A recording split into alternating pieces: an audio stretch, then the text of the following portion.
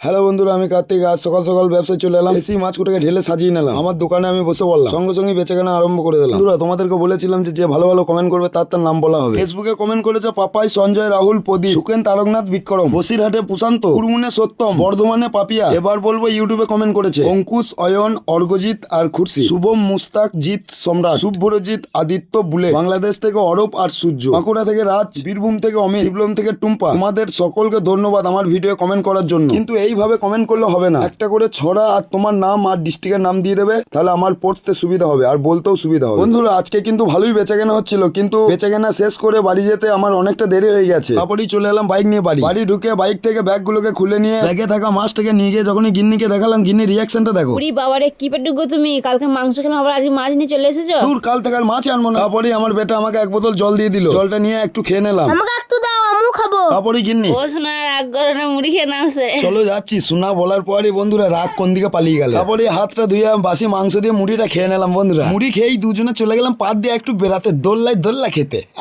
কর্তাগিনিতে দোল্লা খাচ্ছিলাম, তখনই একটা আম দেখতে পেলাম। তাই তাড়াতাড়ি করে গাছে উঠে বললাম আমটাকে পাড়ার জন্য। গাছে উঠে দেখলাম যে বাবা, এটা তো পাকা আম গো। তাই আমটাকে পেরে পুকুরের জলে ধুয়ে ফেললাম। তারপরে আমটাকে মুছে নিয়ে মুখে করে খোলাটাকে ছাড়াতে আরম্ভ করে দিলাম। বন্ধুরা, যদি আমার ভিডিওটা যদি ভালো লাগে তাহলে একটা লাইক করে দিও আর আমার চ্যানেলটিকে সাবস্ক্রাইব করে দিও। দেখা হচ্ছে নেক্সট বলে। আজকেকার মতন আম খেতে খেতে টাটা, বাই।